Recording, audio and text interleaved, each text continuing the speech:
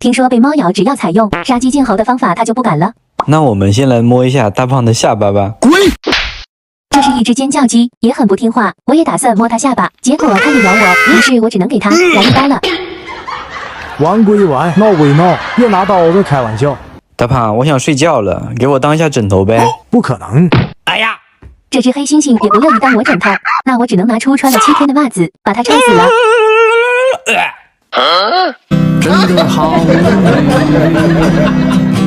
大胖，握爪。你不配，你不配，你不配！这个鸡爪它也不跟我握手，那既然没有用就剁了吧。握手。好嘞。